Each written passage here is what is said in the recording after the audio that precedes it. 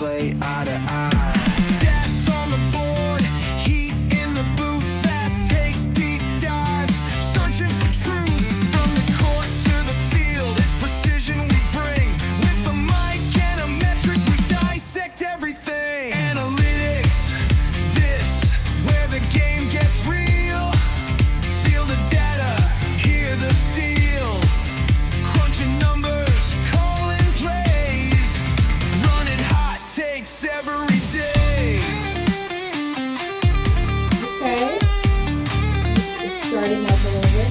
Beyond the highlights, behind the scenes, we break it down, no in-betweens. Legacy, power, tactics, and grit. If it's in the game, we're talking it. Analytics, this, say it loud. Analytics. All right. We're live on Facebook, YouTube, and Twitchy. Yeah. Flex, thank you. Thank you, Flex. And for that, Hey. I flex back. So, Alrighty. awesome. Thank you. Hey, new theme song. All right, I'm loving it. You liked it? Okay, yeah. Corey I Castle love put it. that together via AI, so and artificial intelligence. So it was good. Hey, guys, welcome to Analytics This from the Stu Spark Network, Stu Spark Media Group Network, I should say. And I am Lou Marconi at OmarConey251 on Instagram and OmarConey1973 on X. My friend, co-host, Posh Clevelander at Posh_Clevelander. Yep, you can find her, and she has a well-deserved victory lap that she's going to take to start the show. The floor is yours. Absolutely. So go ahead. You called it because we had a new theme song. Now we have a new coach. All right. As you know, because it was on my X profile for a while, when everyone else was sweating about what to do about our coaches, your girl Posh laid down, your football goddess, laid down her usual Posh's prophecy, and it came to me. And guys, yes, sometimes I have laid down my prophecies when I'm doing sometimes the most mundane things, washing dishes or laundry. Yes, I'm not trying to be a tribe wife, okay? But it's really do. But my football prophecies sometimes do come to me when I'm doing the most mundane things. And it came to me. It came to me. This Yes. head coaching position was more about who will play well with Jim Schwartz. And that's why I knew it was about Monken. And that's why your girl, the day before the pick of Monken, I tweeted, Monken head coach, Jim Schwartz defensive coach. I may be wrong about this one, but special teams, Nathan Steelhouse.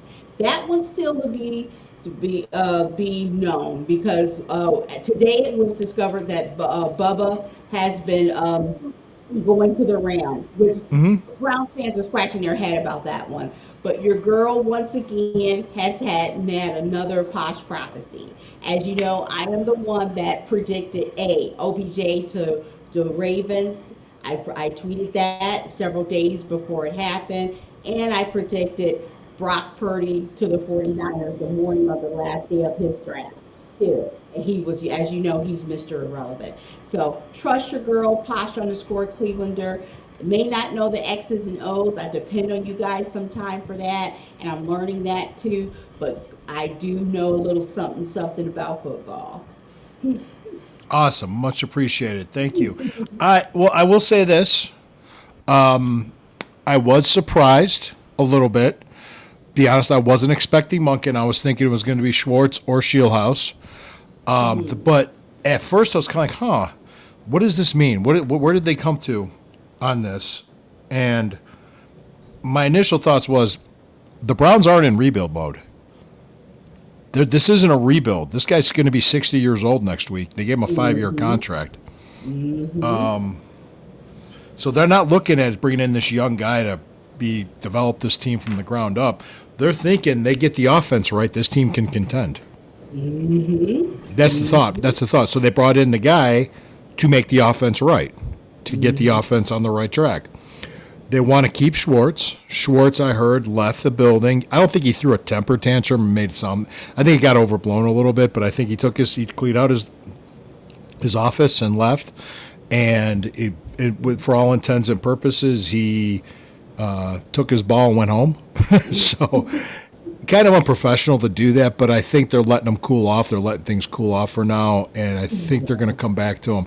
Maybe they'll give him a raise and an assistant head coach title, and they'll try to keep him. I think they want to keep him. I think the players want him to stay too, but we'll see about that. But the thing I noticed was the more I thought about the Monken decision, and the more I've heard about it, and I think other Cleveland media people, they're more on board with it, and they could see it. You got to remember, and I'm about to go into this, and I warned her. I said I'm going to go on a tirade here.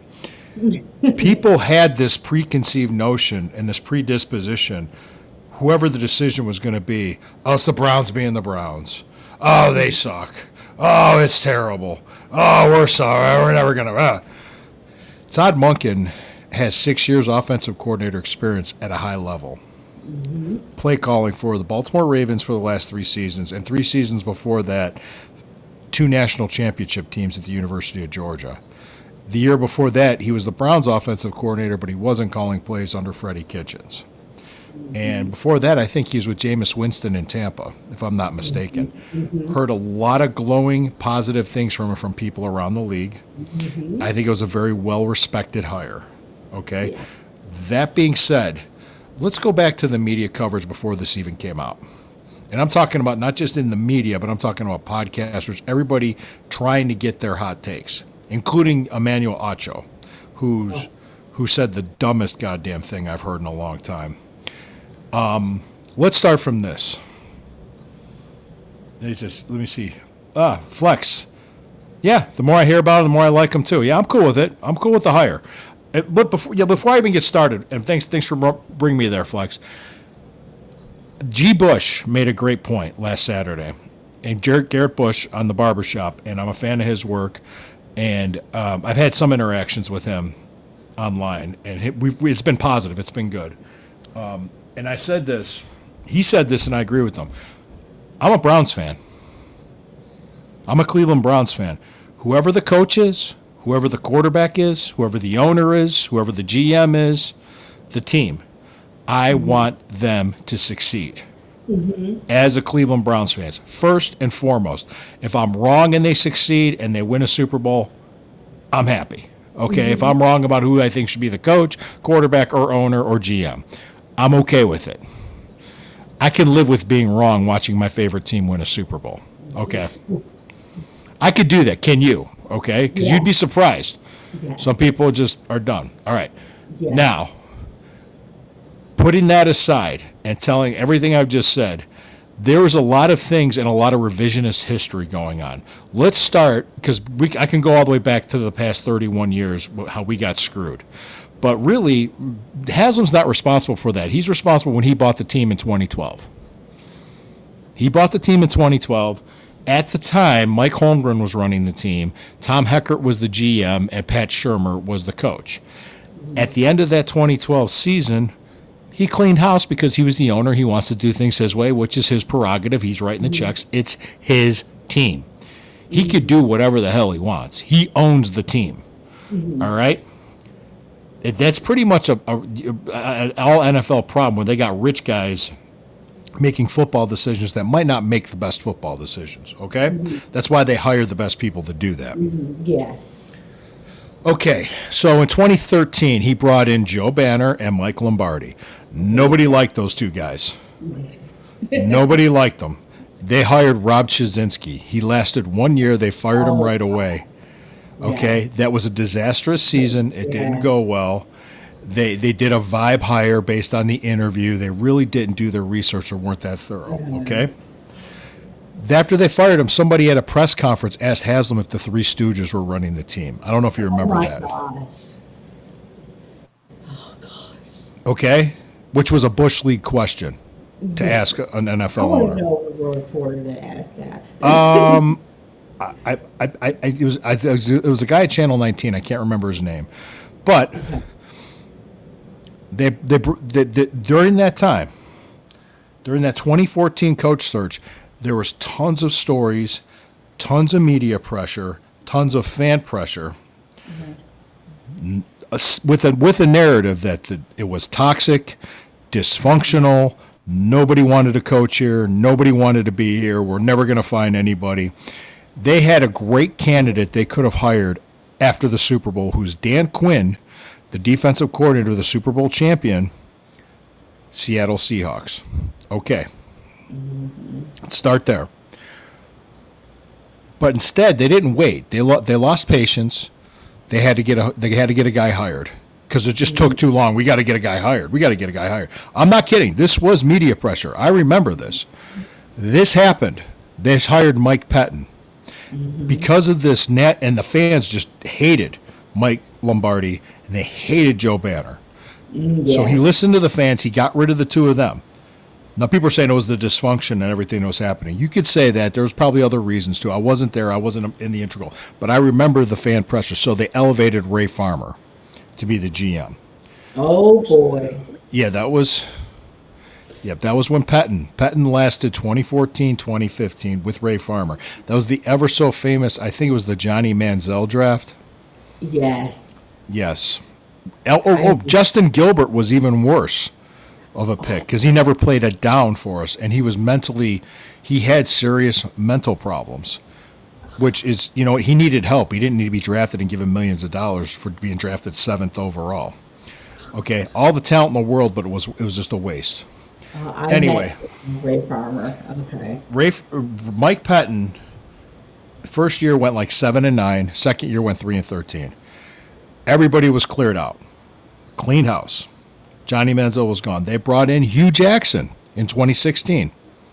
Okay, and Sashi Brown was the GM. Paul DePodesta did not join this organization of the Cleveland Browns until January 2016. In that coach search, they had a specific process using the data and analytics, and their recommendation was Sean McDermott. I have heard that, okay? The analytics said Sean McDermott. Sean McDermott. But everybody, all the fans, everybody had the vibe. They wanted that hot offensive coordinator from Cincinnati, Hugh Jackson. And the roster was stripped down to nothing. It was so young. It was just awful.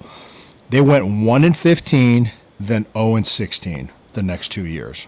Sean McDermott. I'm not kidding. That was the recommendation from DePodesta for that. Okay, I'm not done because people were criticizing the process of the past. They did not follow the process when they hired Hugh Jackson. Hugh Jackson gets fired in 2018, okay? Middle 2018, Greg Williams becomes the interim coach. They win like 7 games. Okay, everybody was happy and optimistic because he looked competent. Okay, he seemed competent in the job, which we were just happy to see competence at that point. Exactly. We were happy to see competence, but they did the search. DePodesta recommended at the 2019 search, and John Dorsey was the GM now. The 2019 search, he recommended Kevin Stefanski. They didn't hire Stefanski. Dorsey wanted Freddie Kitchens. How did that work? Freddie Kitchens was gone after a year after winning only 7 games. Okay? There was dysfunction. Todd Monken was the offensive coordinator under him, and he was telling people this is screwed up. The way things were being run, it was screwed because Kitchens was in over his head for the job. He was. He just was. It was something he wasn't ready for. So, after that, they followed the process. They went through the process. What did they do? They went back to Stefanski. They went to Andrew Berry. And that group, whether you have, they're not perfect. They're not perfect, but they've been stable.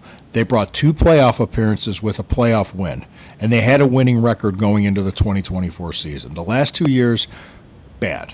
Okay, just taking it from there. Okay, so that brings us up to here.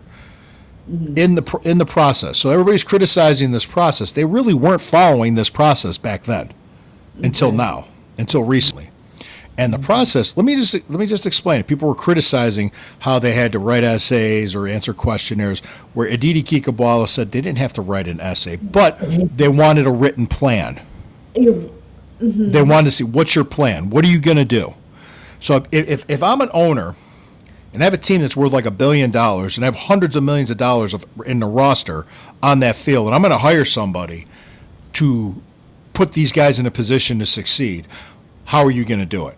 Put it in writing. Exactly. Let me see it. That's not too much, guys. That is not too much No. to ask. That Just is so, not.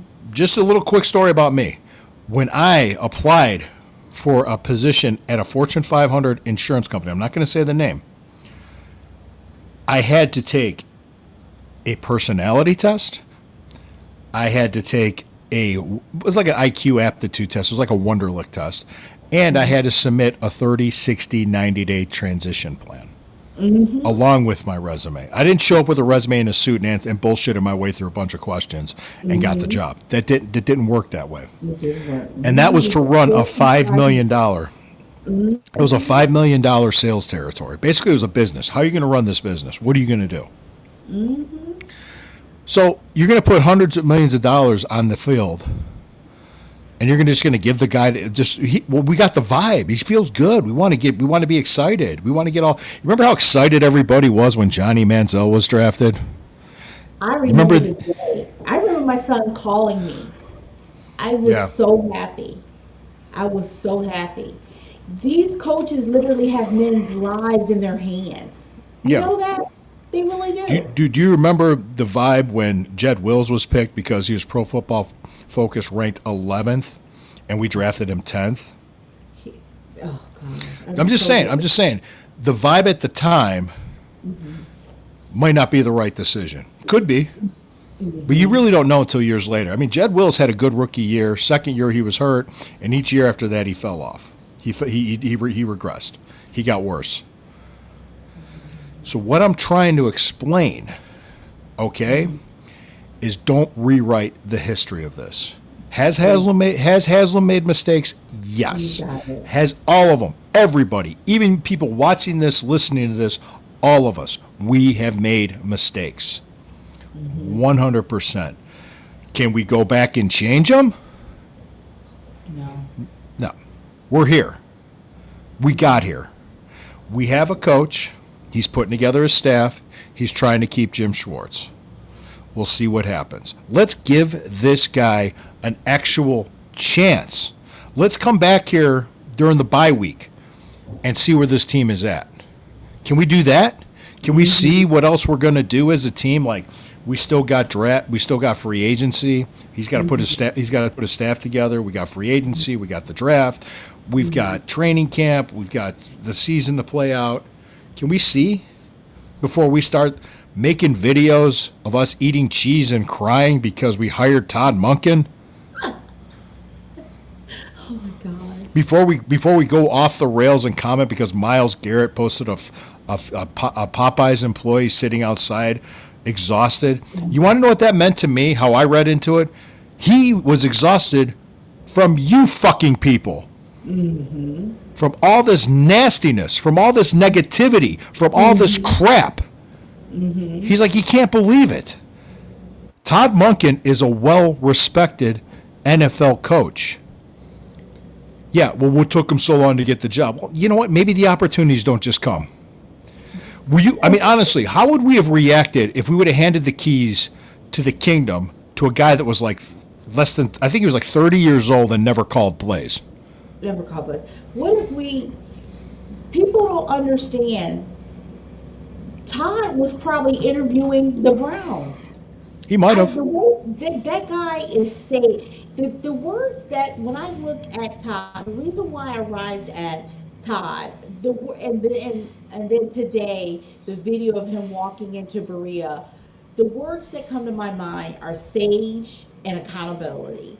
He was interviewing the Browns. I know he asked questions that made JW and Haslam go humana. I know he's 60, he's a 60-year-old man. He doesn't want to lose his hair. He wants wants to make sure he's putting him and his wife and his family in the best situation. You know? And there's a grind that comes with this job, Yes. a serious grind. And he has had coaching experience in college at Southern Miss. Took an 0-9 team to Conference USA champions 9-3 in I think in 2 or 3 years, and won Conference USA Coach of the Year that year. I can't remember. So he's coached as a head coach before at a college level, but I mean, he's been in the NFL. He knows what to do. Didn't he improve Lamar's? Lamar had a best season with This last season was bad, but I think a lot of that had to do with Lamar being hurt. But if you noticed, this is Daryl Ryder did this, and I like Daryl. Okay, he was saying that it was a red flag when he comes out and says, "Hey, I didn't do a good enough job with him," where Monken was putting it on himself, not on Lamar. Saying even though Lamar was hurt a lot this year and he missed like 4 or 5 games, that's when they really had their slide, and they were still in the top 15 offense. I think 11th overall. I mean, yeah, I mean they I think there's more to it than that. But I mean, to react knee jerk. You notice what I did? All I said was, "I'm okay with this if we can keep Schwartz." That was the only tweet I made. And if they would have brought in Schwartz and brought in a coordinator, somebody else to fix the offense, I could have seen that. But I think they liked the offensive plan that Monken had, and Monken said he wanted to keep Schwartz. We didn't plan on Schwartz going into getting upset. I don't think they expected him to do that. Yeah. Excuse me. It's okay. It's okay. We're I saw what Haslam. You see what Haslam's trying to put Monken in short. He was trying to make a dream team, having Monken, Todd Monken, and Schwartz. I saw what he was trying to do. It's okay. It's like this, guys. You may apply to a job in your company. You may be at a certain position in your company, and you want to maybe move away from maybe dealing with the frontline customers, but you do such a good job engaging with them, they don't want to move you away from that. Okay, his skill set is defensive coordinator. They need him for defensive coordinator right now. Yep. That's why, and I'm sorry for Schwartz, but I think that Schwartz is going to take this weekend to cool down. I don't think the bridge is broken yet. I don't think so. No, I don't think so. I don't think so either. And I'm trying to look here. Yeah, it says okay. It says I'm live on the Stu Spark Media channel. I'm looking for it here. But I want to let you guys know that hold on one second. Okay. So I want to let people know that we're really not going to know how good of a hire this is or how bad of a hire this is for maybe another 2 years. I mean, Stefanski's first year, he won 11 games, went to the playoffs, and beat Pittsburgh in the playoffs. So that solidified him for a while because that was success we never saw. We never saw anything like that. He got Baker Mayfield to play well, but he got Baker Mayfield to play within the system. I think Stefanski seems to be more married to a system where Monken will have the players find a system for the players. Does that make sense? Thank you. I've always said that Stefanski, I like Stefanski, but of course. I always felt like he put, a square peg in a round hole. I always felt like that about Stefanski. I feel like Monken will do what I've talked about when I did X-Space using the nursing assessment plan when game planning, which is you assess a player's strengths and you work with their strengths, and then you look at a team's strength and you try to plan how to cancel out their strengths. I think Monken is going to do that to a T, and already today that guy closed that door and sat down and game plan already. He got to. He said, "I'm here. I'm ready to go to He work." got to work. It wasn't just show. It wasn't social media. He kicked everybody out that room. They didn't have I know they he didn't have did. any pomp and circumstance like they did It with Hugh wasn't. Jackson. Yeah, And I that's don't what give a shit about JW that. built with him. I don't want him to win the press conference. I don't care. Like I remember Rob Chazinski was talking at the press conference how they we used to have the TV set up inside. We sit outside like we were at the game and watch the TV inside the window, which he didn't fucking do that. Nobody did that. Which why even say it? That's bullshit. Oh, like trying to say he gets us. All right, not even true. I mean, just say, hey, I grew up in the area. I know what this means. I get it. I understand. We got to get to work. Monken talked about he was a coach's kid. He did talk about he grew up in Wisconsin. He's a coach's kid. He knows the sacrifice. He knows. He described on another podcast. He described summers and camp and things like that. But he's got some memories of that. But my favorite moment was Shay W. Johnson teasing him about, I'm sorry we don't have the marching band for this morning because he knows already he's a no nonsense guy. He wants to get to work. He Yeah. wants to get to work. I just thought I thought the more I think about it, because I've listened to Tony Grossi, I've listened to other people, even Mary Kate Cabot, and they're defending it. They're like, this was the process. They went through the process. They didn't panic. They didn't listen to people out all the outside noise, and they made a sound decision. Which I was pointing out those mistakes that Haslam made before, because he only owned the team, I think. At that time, less than 2 years when that stuff was happening, and he made mistakes.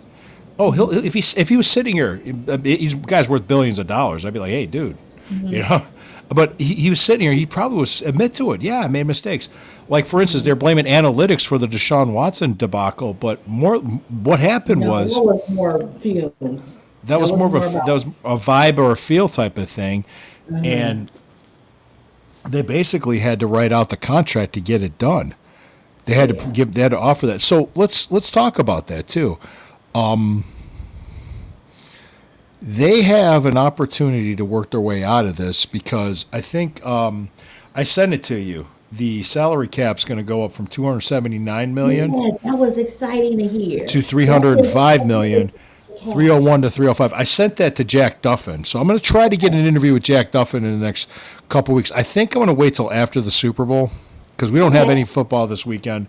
Pro Bowl, speaking of which, Shador made the Pro Bowl and so did Joe Flacco. So we had 2 Pro Bowl quarterbacks last year, and we won 5 games. So I like the Pro Bowl because I love the fact they added dodgeball. So I'm sorry, I like the Pro Bowl guys because they've added some fun events. They've listened to some fans. They try to get kids involved because I love children and they try to get kids involved. So that's why I do watch the Pro Bowl. I forced my boyfriend to watch the Pro Bowl. I'm sure he hates every second of it. So, well, look, yeah, I think I hope you understand what I'm saying is that, as soon as Shador made the Pro Bowl, everybody just shit on the Pro Bowl. So it was just, and you're gonna deal with the negativity no matter what. You're gonna deal with negative Nellies no matter what. By you saying these things and acting these things out and saying these, you're manifesting it. That's why I take exception to people trying to get cheap clicks by being funny. Oh, we stink. Oh, really, let's put on that jersey with all the fucking names on it. Yeah, real creative, real original. Yes, did the team struggle? Of course, and I've gone through this over and over again. I answer the question why, how, what happened. We didn't just wake up and we were Cleveland. We didn't win anything. Didn't happen like that because there was a time when the Browns were a dynasty in the NFL. 8 world championships, 18 Hall of Famers. The only fan base to fight to keep their team and win. And these fucking people want to just cry on the internet to get likes and clout. Like clicks, yeah. To get your clicks, to get your no. Hey, that stuff I mean, everybody's doing that. Oh, they're a joke. They're a clown organization. They don't know what they're doing. They had made guys write essays. They had the guys do and even Aditi said that was bullshit. They wanted a They were written wrong. plan. They were wrong about everything. They were wrong. Turns out they were wrong about everything. Yeah, They were wrong. Aditi Kikabwala disputed that, and she even said it was interesting what she said. Speaking of division rivals, because she lives in Pittsburgh, but she covers the AFC North, and she was talking about like Tomlin was done. You could remember like how he was, the look on his face on the sidelines, all that negativity, the drumbeat to fire him and get rid of him, things being said to his wife, all these things. He was done. He just said he had it. I'm done. And there's a grind that this job has, a mental and physical grind to you. These people couldn't handle it. They couldn't run a McDonald's drive-through, much less an NFL offense or Exactly. Our teams. So fans couldn't beat us in a minute. yeah, They no, couldn't beat us. yeah. So I'm sure I'm getting lots of viewers for this stuff now. Let me saying what I'm saying, but no, I'm okay if you criticize the team. Criticism's fair, but be fair with your criticism. The Mike McCarthy hire was not received well in Pittsburgh. No. And The- Falcons fans are not thrilled at all. No, they're not. And they cut Kirk Cousins. They're going to. They're going to when they can. Yeah, I think it'll be Okay. when the league year starts. Okay. So what's going to happen now? Bubba Ventrone went to the Rams. Which I can't fathom. I cannot. Do other people watch our games? I mean, if you would add up the points that we've left on the table from special teams, it is unfathomable. You know, other people not watch our games. You know, what are you talking about? What are you talking about? I'll tell you. It's yeah. I mean, one man's trash is another man's treasure. I guess it's just they're excited to have him and bring him in. We especially the biggest weakness on our team was the offense, but then right behind it was special teams because we had Yeah, special teams cost us. I want to say at least 2 games. Offense cost us another 3, so we could have won 10 games. I mean, I'm not kidding. And we could have been competitive in these other games where we got rolled in because our offense couldn't do anything. So like I said, let's wait and see what happens. I saw that we already got an offensive coordinator. Did they actually hire that guy, Winter? Or It's pending. It's still pending. I looked at it about 30 minutes before our show. I think it's okay, pending. yeah, because I know we have an offensive line coach from Baltimore. I think he's They're bringing. from Akron. I do. He's think from Akron, but he coached in Baltimore for a while, and I think he's going to be the guy doing the offensive meetings, putting together the game plan, and strategizing. But the game plan the play calling during Will the be game will be Monken. Monken. Yeah, But yeah. So, and it's like I said, people like to stir things and say things and get the controversy and get the clicks. Emmanuel Ocho said something incredibly stupid just to say, well, why would you listen to him? Why would Shedeur Sanders listen to Todd Monken? Todd Monken has 37 years coaching experience.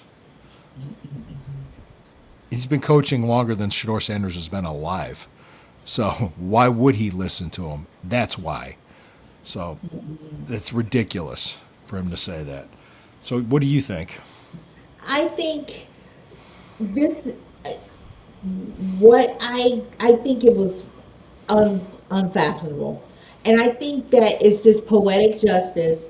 Like 24 hours later, we see the embrace between Shedeur. Shedeur was in Paris. This guy took a flight and is now stateside to meet with him. As soon as Todd got picked, this guy took a flight from Paris to meet with him in person. He didn't have to do that. Shedeur did not have Shedeur. It was okay if Shedeur would have met up with him on Tuesday. Is the conference? It's okay if Shedeur would have came Tuesday. He's But supposed to no. be his introductory press conference. Yes, it would have been acceptable for Shador should have met him Tuesday. Shador, let's review this, guys. Shador wanted to be here the day this man stepped his toe in the building. Remember that, guys. The day his man stepped his foot in the building, Shador wanted to meet him. That sets the tone, guys. He didn't have to. It would have been okay to meet him on Tuesday with his introductory conference. It would have been. It would have been okay. It would have been professional as a quarterback for him to meet with him then and talk things. Then it would have been okay. Oh, I'm But sure. no, he didn't want. But I love the fact that say what you want about Dion. He raised his boys to be professional. He didn't want it to be out there that Shador. Last we knew, Shador was, and he had a right to be relaxing and spending time with his brother in Paris. He had a right to be. It's off season, but he didn't want that it to be out there. So as soon as this man was in the building, he wanted to greet him. That's respect. That's setting the tone. That's So dignity. that's The only optics. Good con optics. to throw out to you though, Sure. when you're 60, you want to be able to adapt. You want to be able to adapt. Like I take care of elderly people through the telephone, and I tell them to adapt by going to computer classes, go to the library, be, tell your knowledge. Teach your grandkids how to can and how to do the Charleston, but still learn how to adapt, learn something new, learn something different. So I just want Monken to make sure to bring back accountability, sageness, advice, simplicity, but be sure to adapt to how they learn. Be sure to be flexible. Be sure to be that, because that can, when it can get old, that can, when it can start to get, you can have locker room problems. That's the only thing I see. That's the only thing I can see. Well, What do you think? I agree. Okay. I agree because he has the ability to adapt to players. He's been doing that in the past. I think that's one of the things they liked. Think about this. Best case scenario, we're here a year later. Browns have a good season. Shador has a good season. We're not worried about quarterback going into this next offseason in 2027. That's because he was able to work with him and develop him. Okay. So I think that's what they're shooting for. I don't see them trying to get a franchise quarterback this year necessarily. I just don't. Yeah. No, no. I want Shador and Dylan to be peas in the pod. I want Shador to be strong, and I want Dylan to be ready in case one gets in case, God forbid, Shador gets injured, in case Dylan gets injured. I want them not to be competing against each other. I want them to become brothers. I want Shador and Dylan to be actually living together in their house, in Shador's house in Medina. I'm sorry. I want them to really grow and Be like develop. real world. Be like real world. Exactly. Because we need we need two strong quarterbacks in case the unthinkable happens, the unmentionable happens, the unspeakable happens. We need that, and we need them both under the tutelage of Coach Todd. We need them ready to go. Okay. Ready to go. 1 second here. So, it sounds to me like I think we're in the same place that a lot of other people are when it comes to this hiring of Monken. Of that, at first we were kind of like, "Oh, really him? I wonder why." And then we started thinking about it, looking into it, and we went, "Actually, it was a pretty good idea. It was a pretty good hire. It was actually seems like he might be he might be a good guy to bring in." And like I said, that Dan Quinn story was backed up by Mary Kay Cabot. That when they hired Mike Pettin Dan Quinn said after that Super Bowl, he ended up going to the Falcons and took them to a Super Bowl and almost won it.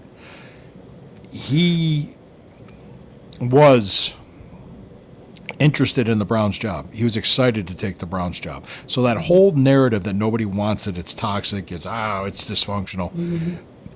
It wasn't true then. It's not true now. That's why when Haslam said, when you say this is dysfunctional, I take exception to that because it's not true. It's not true. They actually operated like a functional organization when they were having a bad season. They didn't panic. They didn't start getting rid of guys in the middle of the season. They let the season play out. They evaluated it, and they made their decision. They let Bubba Ventrone walk because they weren't going to bring him back. They fired Kevin Stefanski because they thought it was time to go in a different direction. Offensively, they hired Todd Monken because he seems like the guy to get the offense right. At the same time, they wanted to keep Schwartz. I don't think they expected Schwartz to react the way he did. I don't think so. I don't know. We don't know. We don't know what. I'm sure Jimmy Schwartz was interviewed 2 times. Okay, and I don't know if Todd was interviewed 2 times. I don't remember. Yes, yeah, he had 2 rounds of interviews. Okay, he had 2 rounds of interviews. Yeah. Everybody did, yeah. And keep in mind, people were wondering, well, if the day before they hired Monken, everybody was saying it was going to be Schwartz, and they said, well, if you're going to hire Schwartz anyway, why'd you go through all this? Okay, so You have to gotta satisfy think the about- Rooney Rule, right? You have to satisfy the Yeah. Rooney Rule. But go ahead. Yeah, maybe Jim was listening to the media a little too much. I don't know why because I don't know why he thought it was automatic that he would be the person. I don't know. Maybe he thought he was entitled. I don't understand his reaction. Because we all can have applied to jobs and didn't get them, even powerful jobs like coaching. But the thing about it is, there were times, and and maybe I need to get on with this. Maybe I need counseling. There are times, Jim, I was side-eyeing you as our defensive coordinator. You let me down, man, during the Texans game, playoff game. I was like paging you, paging defense, hello. You still have some growing to do. You still have some work to do. I don't see Jimmy Schwartz as a head coach. Now, he can maybe prove me wrong. He may prove me wrong. But I'm sorry, I don't see you as a head coach when sometimes I am balled up on the couch and comforted by my boyfriend when I don't see my defense. When I see people able to cancel out Miles and you don't have an answer. So, yes, you were not chosen. You weren't the best candidate, but here's what Jim Schwartz needs to understand. Imagine having a strong offense. Your men get to rest. So that means your defense will be even stronger. I feel like he needs this weekend to think about it. Because if you have a strong offense can help your defense have time to rest and look good, and then so your men aren't out on the field all the time, But I'm hoping he gets this weekend. I guess I'm forgiving. I'm a girl. I'm forgiving. If he comes to say, hey, hey, that's the fire, that's that brown spirit fire. I'm sorry. We all talked. I'm ready on to the season. Let's take Jim Schwartz back. Do you think it's gone? What do you think? There was a time when everybody at this time last year thought Myles Garrett was gone. Okay. Right? So you don't know. I think they have a backup plan, which could be one of his assistants as defense to be elevated defensive coordinator, the safeties coach or the linebacker coach that could run the same system. Possible. I heard somebody said that Schwartz just might retire. I'm like, would you want to go out that way? No, he's not retiring.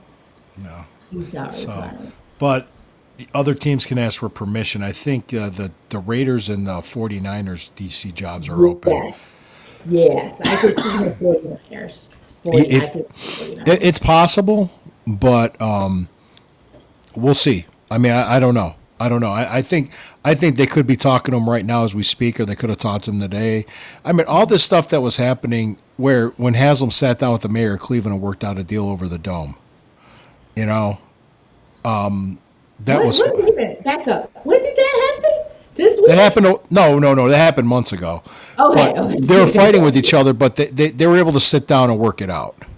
Miles Yeah, Garrett was yeah. able to sit down and work it out. There was Okay, things. yeah, I mean, I remember that picture of him and Dee looking like they were hostages. Okay, I remember that. Okay. Well, I remember like all this other stuff. And the worst owner ever. He's terrible. Oh, but you remember Ted Stepien of the Cavaliers? Look him up. Read about him. Okay. Ted Stepien of the Cleveland Cavaliers. God awful. Horrible. Say God awful again. Yeah. So I mean, The that's way what I'm you saying. say When people God are awful is hilarious. yeah, a lot of these people saying this haven't been alive for the last, as long as I have. So they don't have the gray hair that I have. They don't, The way you said God awful is hilarious. Oh, thank you. Well, he was. Ted Stepien was the worst owner in Cleveland sports history. He owned the Cleveland Cavaliers in the early '80s.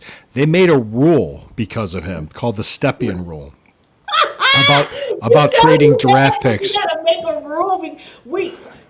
We gotta talk about that next week. Trading draft picks. Ted Stepien was his name. Yeah, because he back to back years he would trade draft picks. And they were like, no. Gordon Gunn bought the team. They had to rebuild it from okay. scratch. Wayne Embry became the GM. Lenny Wilkins was the coach. yeah, From like the mid '80s to the early '90s, we had some good Cavaliers teams, some playoff teams, and Yeah, made it to right. the Eastern Conference Finals. We had a But good then, run. yeah, but the Bulls and the Pistons were better. That's all. I mean, the other teams were better. And but anyway, that's a story. Actually, I think the Cavaliers are playing right now. Let me take a No, look. yeah, I was gonna ask you to check their wins. Let's go check on the Cavs. I believe they're in Phoenix, and it's a 1-point game in the second quarter with 7:22 to go. The Suns 36 and the Cavs 35. We need to talk about the Cavs. What happened this week? LeBron? They start that. Yeah. Do you think he's coming back? Gosh. He, I need to share something with you guys. I've got two things to share with you guys. Okay, go ahead. You share it. I got a Jim Schwartz confession. I think I told you about. I got to share with you guys. Didn't you send him an edible arrangement or something? Oh. All right, it's time for Pasha's confessions. These are my confessions. Are you Catholic? All right, Are you guys. actually Catholic? No. You're not Catholic? Okay. All right, guys. January 2024. I found the receipt too, guys. It really happened. I was not going to put it on the air because it had your personal information on it. So go Okay, ahead. thank you. Yeah. But I found the receipt because I showed it to Lou because I wanted to make sure. You said it. I was like, okay, but don't. I'm not doing that. Yeah. Yeah, but hey, I'm an honest girl. I showed it to Lou. I wanted to make sure I wasn't just doing a bit. But guys, okay. I have sent handwritten calligraphy cards to Browns players, just thanking them, like Wanda Chubb or whatever, and everything like that.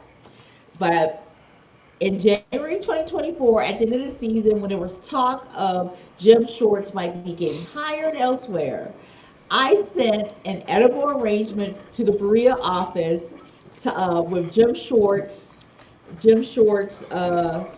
sending it to him. And yes, I did. And I sent enough food. I sent a cooking platter and balloon bundle and coffee. Yeah, and coffee, dark roast coffee. I'm sorry it wasn't hemisphere, but it was coffee. Did he them. think you were nuts or something? Yes, because this is the message I put there. Jimmy Swizzle, baby, please don't leave me. Ignore those other teams out there that come calling. The grass ain't greener, baby. Haslam, drop a bag on Jimmy's desk. LOL. Seriously, the city of Cleveland appreciates the Browns and the defense locker room. Posh underscore Clevelander on X. Yes, that was January 2024. I sent that to Jim Schwartz. So maybe this is the juice that maybe maybe I'm the reason thinking that he's like, hey, Clevelanders sent me cookies. They love me here. Dang, I should have got the job as head coach. Maybe my cookies were on the back of his mind, and that's why he reacted so angrily. Yes, he lacked sugar. That's what it was. Yes. He remembered my cookies, how Clevelanders sent him cookies and coffee and balloon bundle, January 2024, begging him not to leave. So, yeah, so he thought he deserved it. So I don't know if he got it or anything like that, but I told them to deliver it to the front. I called the actual Edible Rangers company. They're saying, and here's what they said.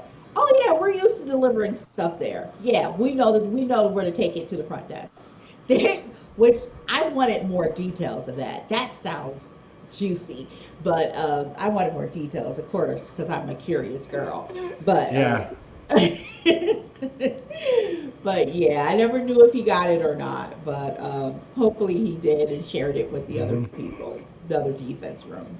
But Well, we'll see. Hopefully, he shared his cookies. He didn't hoard them all. Okay, UFL news. Go ahead. UFL news. Single game tickets are on sale. Be sure to follow Columbus Aviators, Ted Ginn Jr. for announcements. They know they've got information coming up there. And February 7th is the Fan Fest. But a little bit of quirky news going on. The UFL fan shop is having a bit of a problem. People are getting products, but they're mixed up. People have ordered like a something for like Battlehawks, and then they'll have like a Orlando Storm insignia on it, or they'll order something else and it'll have the UFL fan shop is having some problems, so maybe you may want to wait a little bit before ordering from the UFL fan shop. I don't have my Hanger 614, but be sure to follow at Hanger 614 if you want any Columbus Aviator or memorabilia. Just go ahead and go order from at Hanger 614. We're not sponsored by them, but the UFL fan shop is having a little bit of problem right now. Hold Yeah. off on them right now. And I wanted to But- say this too. The Minnesota Vikings fired their general manager today. Quizzy. Quizzy, yeah, Adolfo Menza. Now, Yeah, what's the story behind that? So supposedly a discussion with a football player. What did something get him fired or something like that? Supposedly somebody said I don't know what it was. Well, Open. people, it's because he let Sam Darnold go. No. And also another thing of revisionist history that just reminds me, Sam Darnold, I mean, they went with their draft pick, J.J. McCarthy. That's what they did. So any reasonable team would have done that. Sam Darnold, had it looked good with them, but he fits in with Seattle very well. He's in the Super Bowl next weekend, and I appreciate it. I wish him the best. I was going to say this about Mike Vrabel because he's in the Super Bowl next weekend. Yes. And everybody was saying that we fired him. No, he came in as an advisor, consultant, and helped with the offensive line after he was fired by Tennessee. Tennessee fired him, not the Cleveland Browns. He had the opportunity to take a head coach position with the New England Patriots, and the Browns shook his hand and said, "We wish you the best. Go take it." That's what happened. Yeah, okay. We did not. That's what happened. We didn't fire him. We let him walk because guess what? At that time, we were not moving on from Stefanski. We weren't firing him at that time.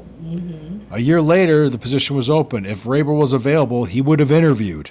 We would have talked to him, but he's not. He had that job open at New England. So you have no idea what the hell you're talking about. And the Bill Callahan thing too. Him leaving, that's not how that went down. It's more about his son. He asked to be with his son. He asked to be let out of his deal. to go be with his son. They obliged him. They go, sure, go ahead, go be with your kid. We'll let you out. That's what they did. What type of jerks will we be? What type of jerks will we be? What We type did- of PR would that be if we didn't? Like you know? like I said, all this, like, people think this is, no, we didn't do. That's not how it happened. That's not what happened. That's the thing that bothers me. They get this notion in their head that everything's just turns to crap when it comes to the, and it's not true. It's just not true. Is it perfect? No. Is there mistakes? Yes. Of course. Every organization has them. Could you imagine the reaction if there was a dry needling therapist punctured Myles Garrett's lung and he was out for the last 3 games of the season? Could you imagine the reaction in this town? Guess what that happened? It happened to TJ Watt in Pittsburgh. So you think it only happens in Cleveland is bullshit. I want to know about the doctor in San Francisco, San Diego, to Tyrod Taylor. That case. That's another case. Yeah, there's all kinds of stuff that's happening.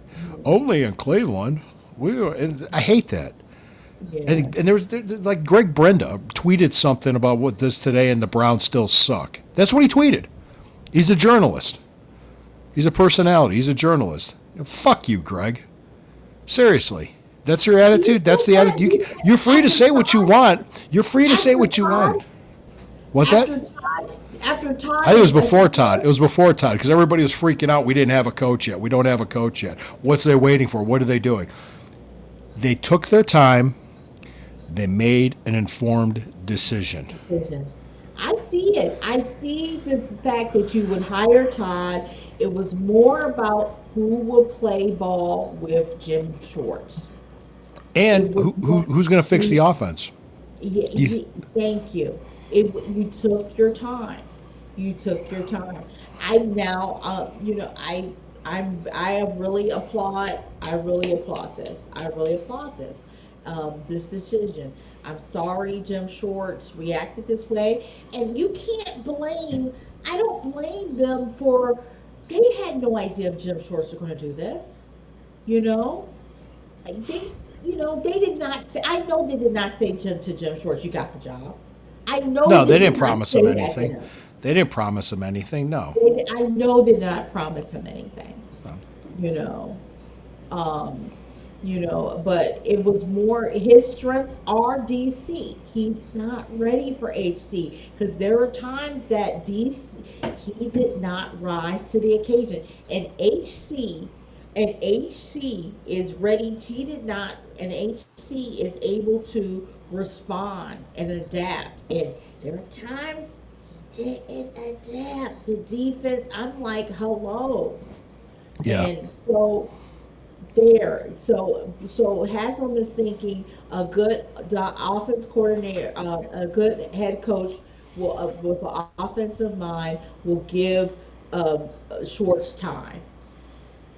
But I'm hopefully, I hope Jim knows that it's okay. Put down his pride. It's okay for him to come back. Please, Jim, it's okay for him to come back. Yeah. We know he has a fiery head.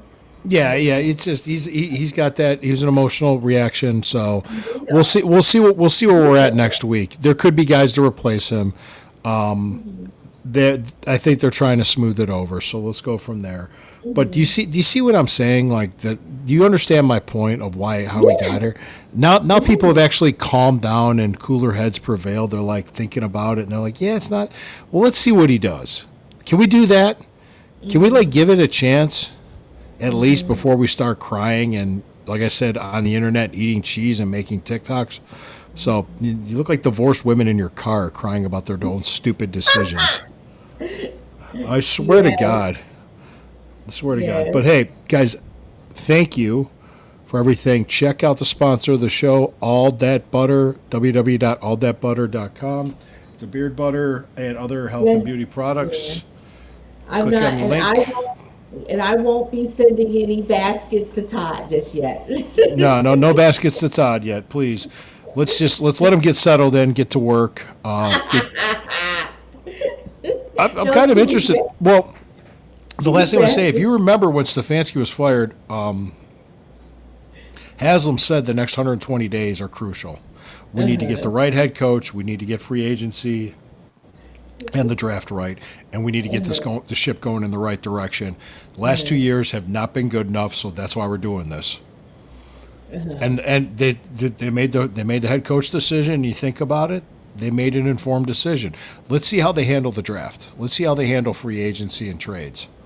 They're going to have estimated $100 million to play with the cap space that's added, plus the Deshaun Watson insurance, and some restructures that are going to be done. So they're going to have money to spend. They're going to invest heavily in the offense this offseason.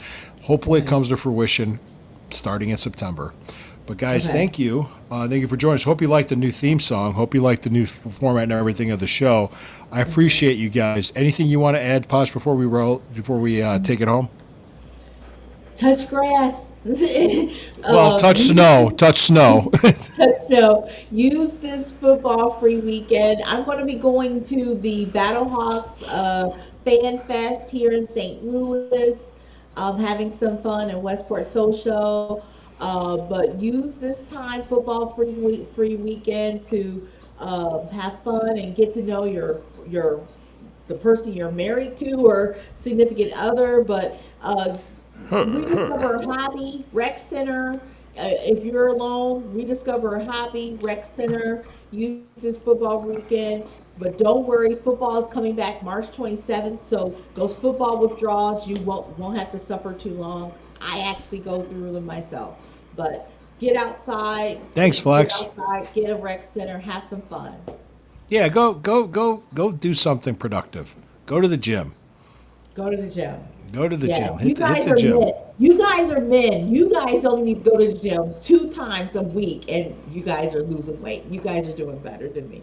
So yeah, take advantage of that. Speak for yourself. Okay. I'm jealous of men's metabolism. I have to train and eat right, or else I would look like Jabba the Hutt. Oh So my God. that's just my genetics. All right, guys, I appreciate each and every one of you. Appreciate you, Flex. Appreciate you, Posh. Yeah, look at it. See, he just came out. He made another comment, and he said the same thing I did. Touch snow. Yeah, No. yeah. Go off light. Don't let this shit consume you too much. All right, Let's have some fun, and guys, enjoy the ride. Enjoy the ride.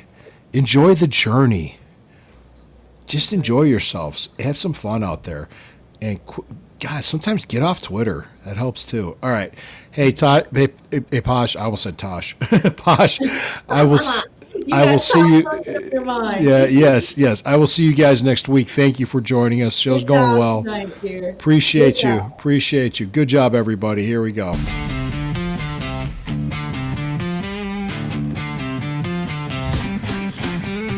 Welcome to the zone where the numbers don't lie. Breaking it down, play by play, eye to eye. Stats on the board, heat in the booth, fast takes, deep dives, searching for truth. From the court to the field, it's precision we bring. With a mic and a metric, we dissect everything. Analytics, this, where the game gets real. Feel the data, hear the steel. Crunching numbers, calling plays. Running hot takes every day.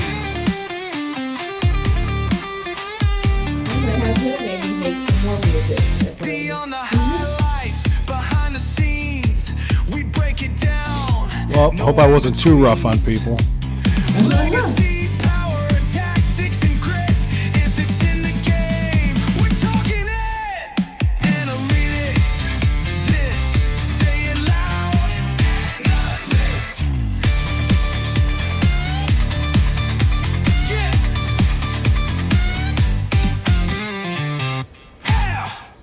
Yeah. Hey, guys. Good night. Good night.